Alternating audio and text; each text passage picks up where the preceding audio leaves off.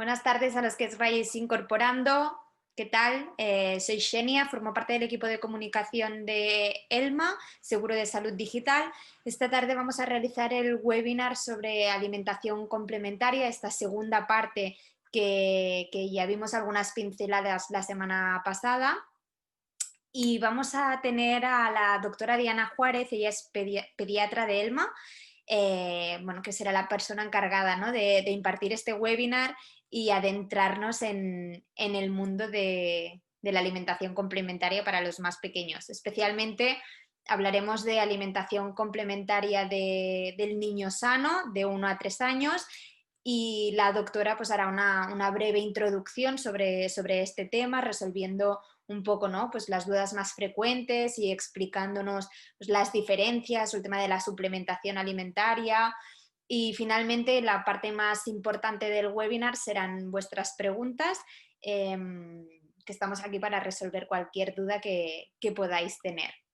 Así que, bueno, permitirme que os presente a la doctora Diana Juárez. Hola Diana, no sé si me oyes y me escuchas correctamente. Ahora, ¿qué tal? Te oigo y te escucho muy bien, gracias, Juan. Perfecto, ¿cómo estás? Bien, bien, gracias.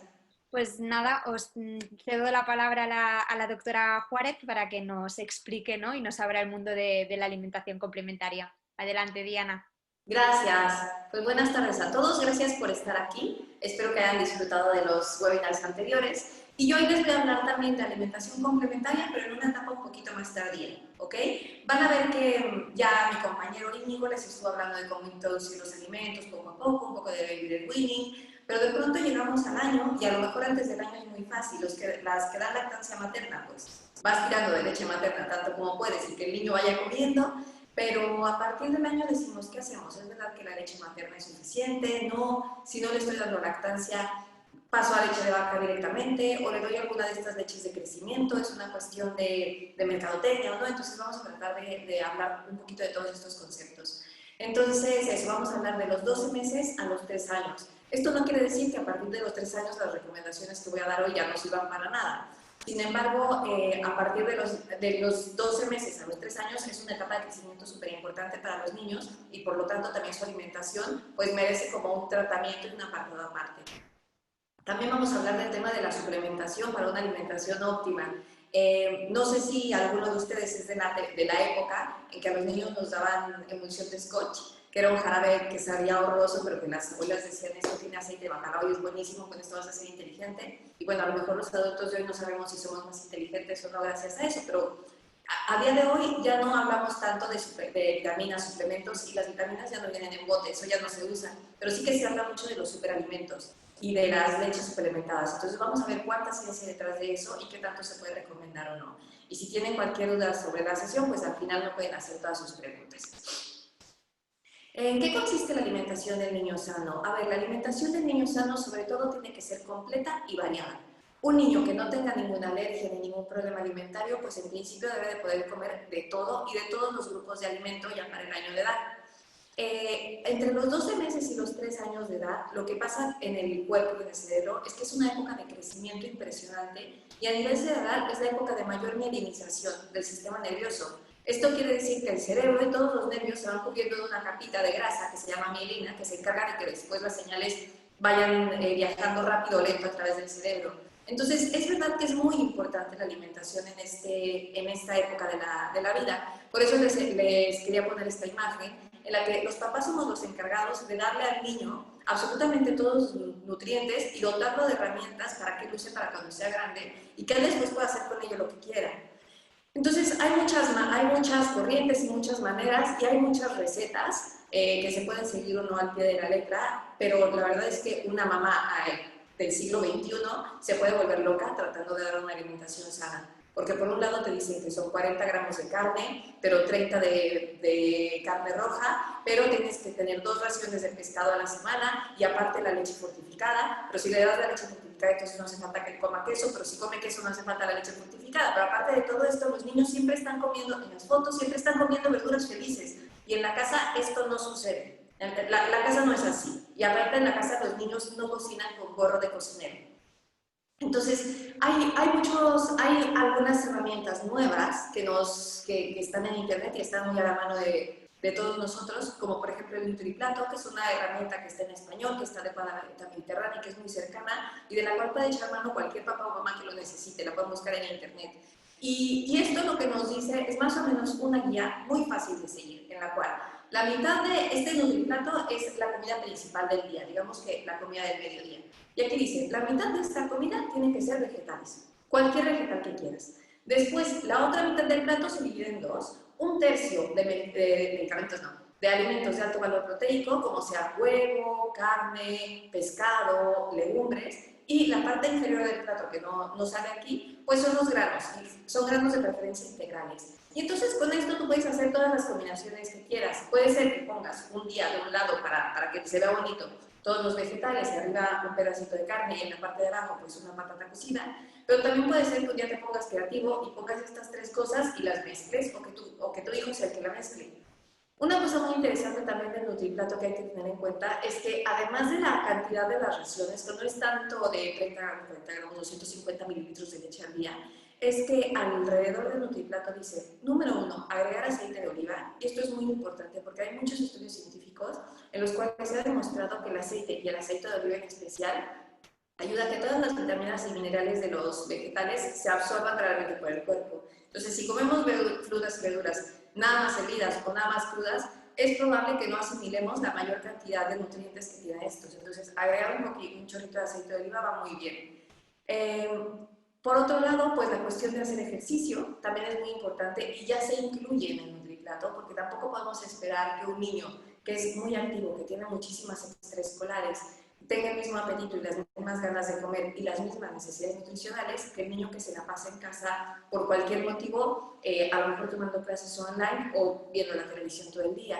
Otra cosa muy importante que menciona el NutriPlato es beber agua, la bebida de elección para los niños en toda la vida, pero sobre todo de los 0 a los 3 años de edad, debe de ser el agua. Ni zumos, ni refrescos, ni agua endulzada, incluso leche para hidratarse no está indicado. Lo que deben de tomar es agua.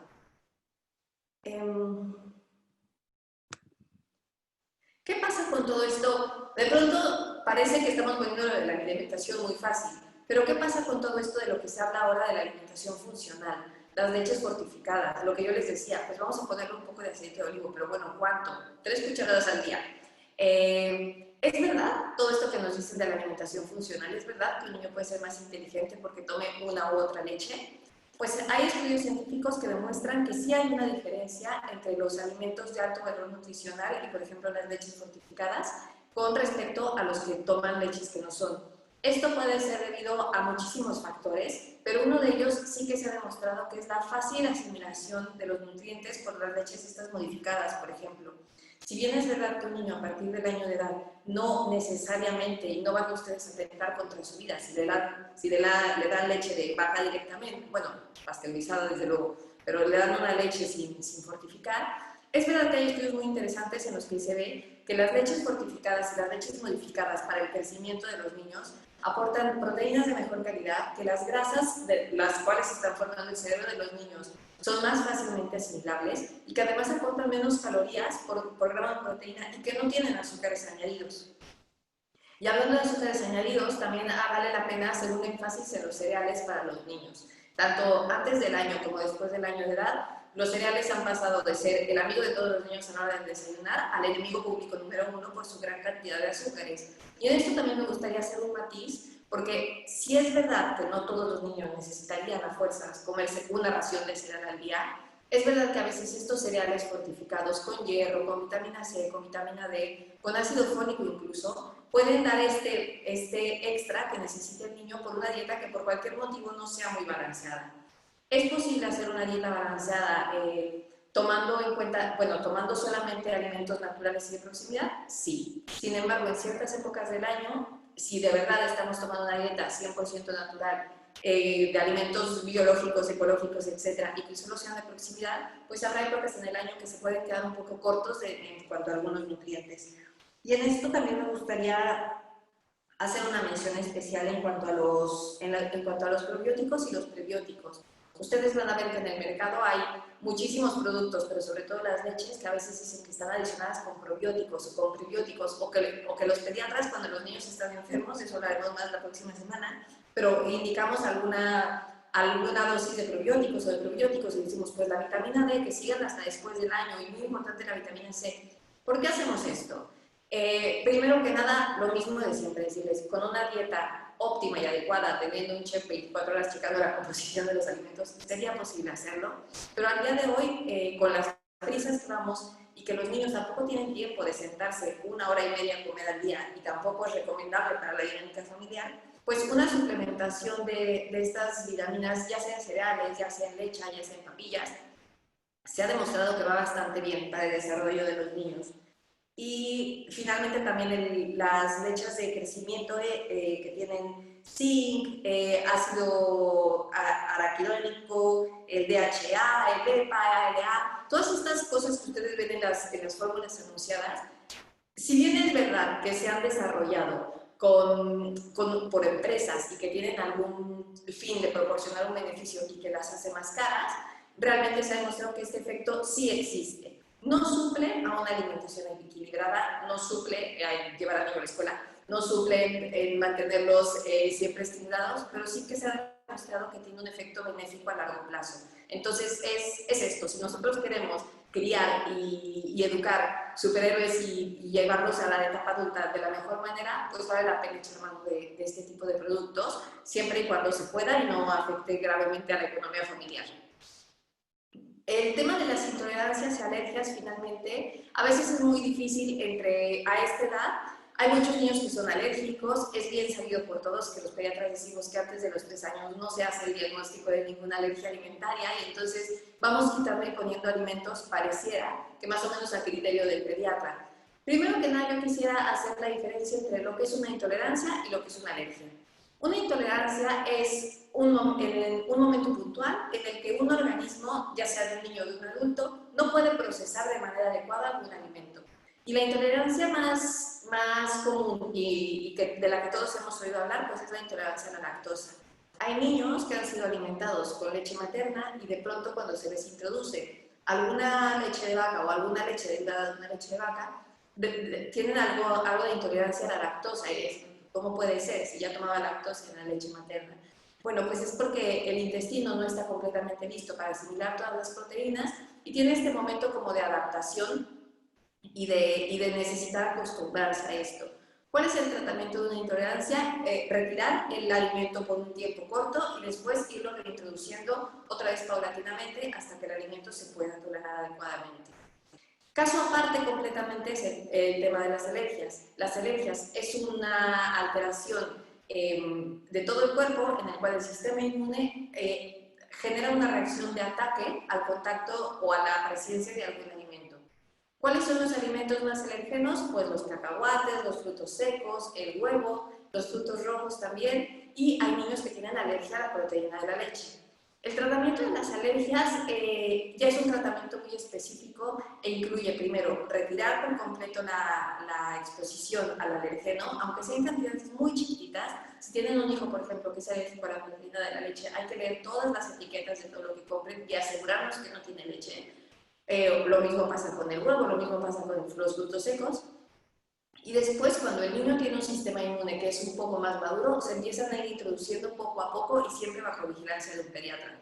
Entonces, eso, me gustaría hacer como la diferencia entre decir, este alimento no le sentó bien un día a mi niño, puede ser una verdura que no le sentó bien por un día puntual, pero realmente no es alérgico, así que lo puedo volver a introducir yo poco a poco en casa paulatinamente. Y el médico me ha dicho que mi hijo es alérgico al huevo, con lo cual, bajo ninguna circunstancia, mi hijo debe de estar en contacto ni con el huevo, ni con productos que estén derivados, ni en contacto del huevo. Fuera de esto, la alimentación de los del 1 a los 3 años tiene que ser más o menos como la alimentación antes del año de edad. Disfrutable, en familia, y que sea un proceso educativo y que les enseñe a comer en etapas más tardías. Sobre todo, insistir mucho en el consumo de verdura, que hagan 3 o 4 raciones de fruta al día, y si se puede permitir la familia tirar de alimentos como las leches o cereales fortificados, pues es una buena idea, siempre tomando en cuenta que esto no sustituye de ningún momento ninguna de las otras comidas ni de los otros grupos alimenticios. Genial, Diana. Pues nada, muchas gracias. Creo que has resuelto las dudas típicas como las diferencias básicas entre intolerancia y alergia que muchas mamás nos preguntamos. Empiezo a lanzarte algunas de las preguntas que nos van compartiendo los espectadores. Hay una mamá que nos pregunta cuál sería un menú adecuado, por ejemplo, durante el día para un niño de 1 a 3 años. Pues un menú adecuado, más o menos deberíamos de medir más o menos que el desayuno cubra el 20-25% de la ingesta de calorías de todo el día. Entonces, a lo mejor en el desayuno ofrecerles algo de cereales, de preferencia integrales, con fruta, y le pueden ofrecer un lácteo, o también podría tomar agua incluso en la mañana. Después, a media mañana, un medio desayuno que incluye un poco de proteína, y también se les recomienda dar frutos secos. Los frutos secos son una fuente buenísima tanto de energía como de grasas buenas, de todos estos ácidos, etcétera, que damos para el desarrollo cerebral. Los frutos secos son una fuente buenísima de ellos cuando se pueden tomar sin riesgo de alergias. Posteriormente, en la comida es cuando debe de estar la gran carga calórica y que tiene que ser la comida más completa del día. Entonces, aquí es cuando tiramos del nutriplato, verdura, proteína y carbohidratos, de preferencia integrales.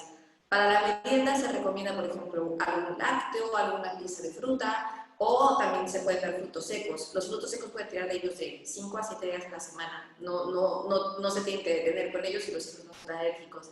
Y luego, por ejemplo, en la cena, que también representa más o menos el 25-30% de la dieta del día, pues algo de crema de verduras, también una pieza de proteína, ya sea huevo o pescado o carne, y la cantidad de carbohidratos pues ya debería de ser un poquito menos.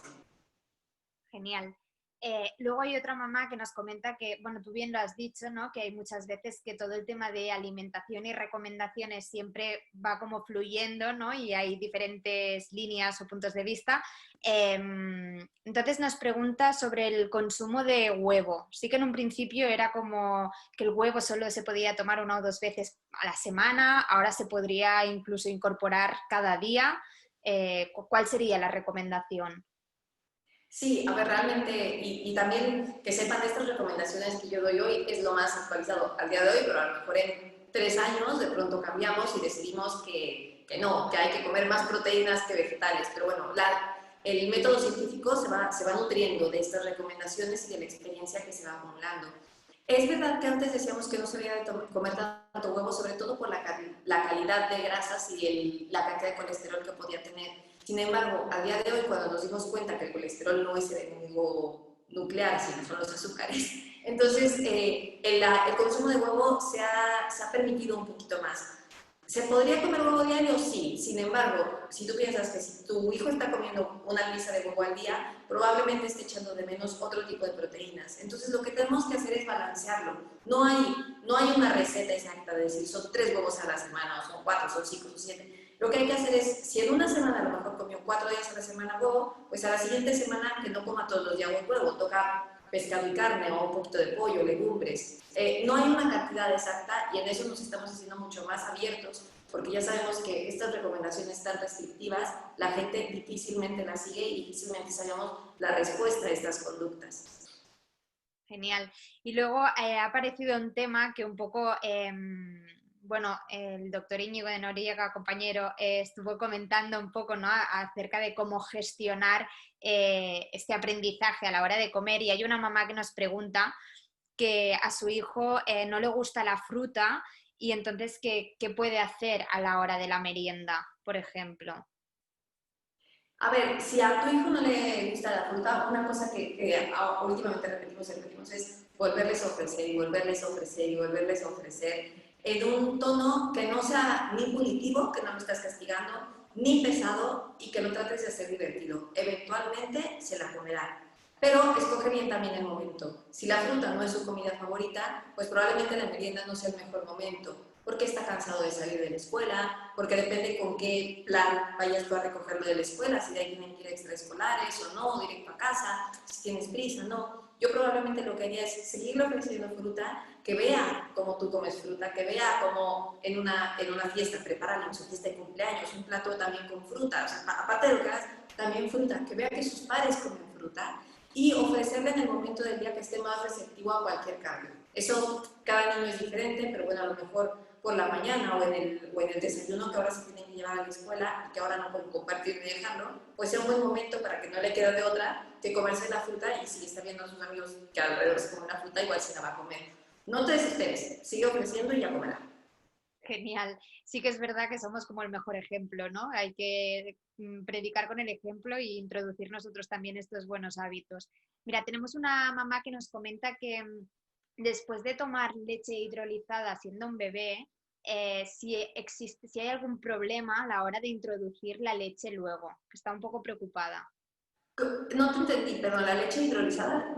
Sí, está, o sea, está tomando leche hidrolizada el bebé, entonces cuando tenga que pasar a alimentación complementaria, introduzca la leche, entiendo que de vaca, ¿hay algún problema? ¿Lo tiene que gestionar de alguna manera o simplemente se le ofrece la leche de vaca? No.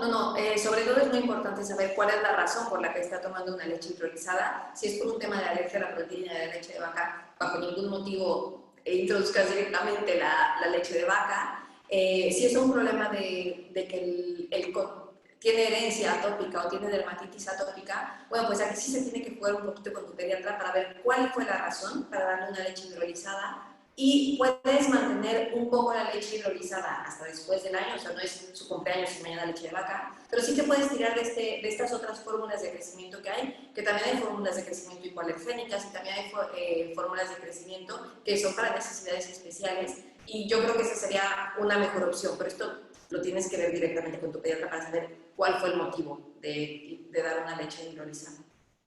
Genial. Y antes hablabas ¿no? de la importancia de ofrecer agua a los niños.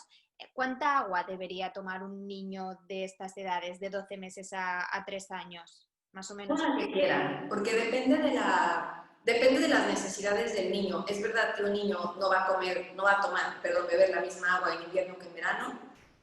Lo que sí es que, los niños se saben regular muy bien y hay dos maneras de medirlo. Número uno, siempre teniendo agua disponible para ellos y que ellos vayan pidiendo. Y número dos, ver cómo están haciendo pipí. Si los niños les está costando trabajo hacer pipí, incluso a veces se quejan de que les duela para hacer pipí, o si hueles que su pipí es muy concentrado, es que le está faltando tomar agua. Ya el extremo otro es que también se pueden estreñir por falta de tomar agua, pero la única manera de que los niños van a aprender a tomar tanta agua como quieran, tampoco hay una medida, porque depende de su actividad, lo que están sudando, cómo están vestidos, del clima donde están, si es seco, es húmedo, depende de muchas cosas. Ver cómo hace pipí, ver cómo hace popó y siempre tener a la mano una botella de agua que también les haga atractiva y que ellos puedan estar tirando de ella. Genial. Luego hay un papá que nos pregunta sobre el tema de probióticos. ¿Qué probióticos recomendarías para prevenir la diarrea cuando se toma un antibiótico? Sí que aquí hago un paréntesis que sobre trastornos gastrointestinales hablaremos en el próximo webinar, pero Diana, ¿qué le dirías a este padre? Sí, bueno, entraré mucho más a detalle la próxima semana, pero hay lactobacilos que están demostrados su eficacia, que son por ejemplo el Lactobacillus reuteri y el Lactobacillus rhamsus, que hay diferentes marcas de los dos, y cualquiera de estos dos, en caso de que sea para prevención de antibióticos, que no es lo mismo para detener la diarrea, pero el Lactobacillus reuteri y el rhamsus, y hay otro lactobacilo, pero el mismo no me acuerdo el nombre, pero bueno, son tres los que están probados. Finalmente, de todos modos, el mejor probiótico es una alimentación completa y los niños que tienen o tuvieron lactancia materna también tienen probióticos de sobra para estar comiendo, para estar teniendo. Genial, dice que muchas gracias. Por otro lado, tenemos alguna pregunta que ha llegado por redes sociales. Nos preguntan cuáles son los alimentos que suelen dar mayores alergias, que un poco los has mencionado antes, y cómo deberíamos introducirlo en la alimentación de los más pequeños, sobre todo. Los alimentos que más alergias suelen dar, también depende del contexto, del área geográfica donde vivas, pero sobre todo son los frutos secos, las nueces, los cacahuetes, el huevo y la leche de vaca. ¿Qué precauciones hay que tener? Pues que cuando sea la primera vez, primero, si es un niño que vive en un contexto alergénico, que los papás tienen asma o tienen dermatitis atópica o que ya los papás son muy alérgicos, bueno, pues introducirlos con cuidado y que sea la única cosa nueva que introduzcan en los 3 días. O sea, 3 días después no introducir nada más nuevo, porque así nos podremos dar cuenta si van a hacer una reacción alérgica o no. ¿A partir de qué edad? Esto también ha sido tema de mucha discusión. Antes se decía que hasta el año de edad o incluso después, pero ahora sabemos que más bien intentemos ofrecer estos alimentos más temprano para que no hagan reacciones alérgicas graves. ¿Cuándo? Cuando te sea cómodo por el plan de alimentación que llevas con tu hijo. Si bien es verdad que no vas a empezar a darle lo primero que es el huevo, pero si ya está comiendo algunas frutas, ya está comiendo algunas verduras, ya comió cereales, ya comió carne, ya comió pescado, bueno, pues es momento de ofrecer un poco de huevo. Un poco, y durante 3 días no ofrezcas nada más nuevo. Y cada vez ir aumentando la cantidad, y si ves que no tiene ninguna reacción alérgica, pues ya está, al que sigue. Genial. Y hablando de reacciones alérgicas, ¿cuáles son los síntomas típicos que un papá o una mamá puede detectar para saber si ese alimento le puede dar alergia? Claro, esa pregunta es buenísima. Bueno, lo más aparatoso y lo más evidente de una alergia es que una vez que comen el alimento, los niños pueden tener hinchazón de la cara, de los ojos, los labios que se les pongan muy rojos o incluso moraditos, y a veces incluso tienen como una tos, como que ellos lo notan. Esta es una reacción alérgica grave, hay que ir al hospital y que lo atiendan. Hay otras reacciones alérgicas que son mucho más leves, que es que se les pone alrededor de la boca muy rojo o que les empiezan a aparecer ronchas por el cuerpo que no tenían antes y que claramente se quitan cuando dejamos de dar el alimento y cuando lo volvemos a dar vuelven a aparecer. Y estas dos son las claras indicadoras de una reacción alérgica a un alimento. Mención aparte merece la alergia a la proteína de la leche de vaca, que esa se nota en los niños que son mucho más pequeñitos, que son lactantes, y se caracteriza por mucha inquietud, por dificultad para tener las tomas, por evacuaciones con sangre y por unas cagas muy explosivas que hacen que la zona del pañal esté muy roja y el niño muy irritable y que de verdad se ve que se siente mal. Pero bueno, este es otro tipo de alergia. Genial. Luego también el tema de que comentabas, ¿no? El tema de merienda, desayuno, que son como las comidas que a lo mejor cuesta más a los papás encontrar opciones saludables para los niños, ¿no? Sin tener que caer en los alimentos pues, más azucarados o que no es tan recomendable. ¿Cuáles serían buenas opciones de desayuno o de merienda? Buenas opciones de desayuno siempre será un lácteo, que es lo que también les entra fácil, un vaso de leche o un yogurt, y cereales. Si todavía tienen ganas y hambre y tiempo, pueden comer una pieza de fruta, es ideal. Y para la merienda yo recomiendo mucho la fruta, sobre todo porque es un momento en que los niños tienen hambre. O sea, si les gusta la fruta, es un buen momento para comer fruta. Y de energía necesaria para llegar a la noche bien y saciado y poder jugar lo que les queda de la tarde. Los frutos secos, en caso de extrema prisa o que no nos dio tiempo de coger una fruta o de partir una fruta, los frutos secos son una excelente opción. Y yo dejaría como última opción algún bocadillo sano, pero tratar de que siempre sea de pan integral y con embutidos sanos y que sean también de la localidad en la que viven. Si van a añadir un bocadillo o algo así, acordarse de ponerle un poquito de aceite de oliva. Genial. Luego tenemos una mamá que imagino que esto a lo mejor lo abordaremos con más profundidad en el siguiente webinar, que es sobre los trastornos gastrointestinales, como he comentado antes, pero sí que nos comenta que si nos podías hacer un pequeño avance sobre la dismotilidad gastroesofágica, que no me equivoqué yo ahora, y la inmadurez del sistema digestivo del bebé, porque nos explica que su bebé toma leche y no sabe, o sea, toma leche hidrolizada y no saben si es por intolerancia o por inmadurez. Vale, sí, puedo hacer un pequeño adelanto. Todo depende, primero, en qué momento nació el niño. O sea, es un niño que nació de término, o sea, completamente maduro, o es un niño que nació antes de tiempo.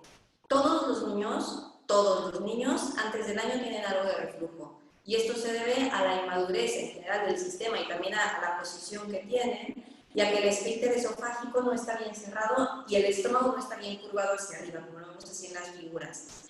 Esto le pasa a todos los niños. Después, un problema de reflujo se puede ver bastante agravado por alguna intolerancia a la leche o por alergia a las proteínas de la leche. Y después es el pez que se muerde la cola. Si tenemos inmadurez más alergia, que produce más reflujo, que produce más alergia, produce más reflujo, produce más alergia, y así nos podemos ir. Entonces, ¿cuál es la diferencia? La diferencia es que una es una cuestión natural que le pasa a todos los bebés en mayor o menor grado, y las alergias es algo, pues eso, propio de cada bebé. El diagnóstico es bastante difícil hacerlo, se necesita tiempo, se necesita una exploración, muchas veces se necesitan otros estudios para ver si el niño tiene reflujo o no, pero sobre todo lo más importante es lo que ya estás haciendo, dar una alimentación hipoalergénica o una fórmula hidrolizada y además intentar posiciones antirreflujo, tratar que el niño siempre esté sentado para que la leche no se le esté regresando y después no esté en contacto esa leche que se regresa del estómago, no lleva bajo ninguna condición a los pulmones, porque esto hace que se generen más alergias. Entonces entramos como en un círculo vicioso. Es difícil reconocer, sin embargo el tratamiento para las dos cosas es más o menos igual. Y al final, lo más importante de todo esto es ir vigilando el crecimiento del niño, porque si un niño con el tratamiento que le esté dando empieza a ganar peso y empieza a ganar talla de manera adecuada, tarde o temprano dejará el tratamiento y tarde o temprano se curará. Estas son cosas que se van curando con la edad, con la mejora de posición, con el fortalecimiento de los músculos y bueno, tarde o temprano los niños están bien. Genial, gracias Diana, seguro que le has resuelto un poco dudas. Luego tenemos la última pregunta que nos habla un poco sobre el tema del aprendizaje a la hora de comer, ¿no? Decíamos que hablamos de la alimentación del niño sano de 1 a 3 años, entonces estos papás quieren saber cómo deben hacer que el niño aprenda a comer solo, ¿no? Este hito, este momento de que los papás ya nos podemos despreocupar un poco, entre comillas, y que ya comen solos. Hombre, antes de los 3 años es difícil. Es verdad que también, como ya les mencionó mi compañero Íñigo, los niños van pasando por diferentes procesos y el agarrar a los alimentos, coger la cuchara, llevarse la cuchara, tener el equilibrio, es algo que lleva tiempo y que no podemos esperar, ni mucho menos que los niños lo hagan antes de que su sistema neurológico esté listo. Aquí también es diferente, depende de lo que decida un poco la familia, si deciden alimentar con papillas, que está bien, o si deciden hacer un baby led weaning, que también está bien. Lo que sí es muy importante y en lo que sí me gustaría también hacer como una recomendación firme es en el uso del biberón y el uso de aditamentos tipo biberón para alimentar a los niños rápido, ¿ok? La educación en alimentación, tanto la motriz como la social, como la educación neurológica de saber qué es bueno comer y qué no es bueno comer, se aprende con el ejemplo. O sea, si los niños en casa ven que comemos con las manos, porque, bueno, hay familias que nos gusta agarrar la comida con las manos, los niños van a aprender a comer con las manos. Hay países en los que los niños aprenden a comer con las manos. En China los niños aprenden a usar los palillos chinos. Lo que ven es lo que aprenden. Pero a veces por ir con prisas o por no hacer desastres o porque no nos da tiempo de esperar a que ellos agarren el cubierto y que cojan, por ejemplo, que piquen el garbanzo con el tenedor como quieren y se lo lleven a la boca, pues eso puede llevar mucho tiempo. A veces si no tenemos tiempo, nos vemos tentados a coger la cuchara y a darle. Así no se aprende a comer, así no se aprende matemáticas, así no se aprende a hacer las finanzas de la casa. Los niños aprenden viendo. Tenemos que tener en cuenta eso, que tienen un desarrollo neurológico, que no son adultos pequeños, que no son criaturas en miniatura, que su sistema nervioso se está creando y se está formando y que las cosas que hacen mal, digamos mal, son parte también de su desarrollo. Hay una etapa, más o menos entre los 9 meses y el año y medio, en que los niños agarran la comida y la avientan y no están siendo mal educados, están aprendiendo a soltar. O sea, tan difícil es aprender a agarrar como es aprender a soltar. Entonces, sí que hay que enseñarles que no se hace, pero bueno, con la conciencia de que no lo están haciendo por maleducado, lo están haciendo porque están aprendiendo a soltar. Dejarles cubiertos que les gusten, que sean más o menos de su talla, y dejarlos que vayan probando. Cuando ellos vayan viendo que lo pueden hacer y cuando vean a sus pares que lo están haciendo, lo van a lograr. Repito una vez más, evitar a toda costa darles la papilla de el puré de cocido de la abuela en el biberón para que se lo coman rápido. Eso sí, no educa, se alimenta pero no educa y tampoco les da un valor nutricional agregado que se coman 3 litros de caldo de la abuela, que se coman 2 cucharadas. Genial. Bueno, creo que queda muy claro. Sí que es verdad que muchas veces los padres, ante el estrés, ¿no?, del momento cena, nos vemos tentados. Está muy bien esta recomendación. Pues hasta aquí las preguntas de hoy. Yo quería aprovechar para comentaros, gracias a la colaboración que hemos realizado junto a Nestlé Baby and Me, en Elma a los usuarios de Nestlé se les ha ofrecido la oportunidad de probar nuestro servicio de pediatría digital para que podáis hacer cualquier consulta que necesitéis sobre la salud de vuestros peques. Tenemos junto a Diana un equipo de especialistas que pueden estar bueno, a vuestra disposición para lo que necesitéis de 4 a 7. Y nada, recordaros también que el próximo webinar, como he dicho, será sobre trastornos gastrointestinales. Hablaremos un poco del tema de los reflujos, diarreas, estreñimiento, y seguro que Diana, que será la especialista que imparta el webinar, nos explica muchas cosas más. Así que os espero el 17 de diciembre y Diana, muchas gracias por todo. Como siempre, un placer compartir contigo. Gracias, hasta luego. Muy bien, gracias. Muchas gracias por todo. Hasta la próxima. Adiós.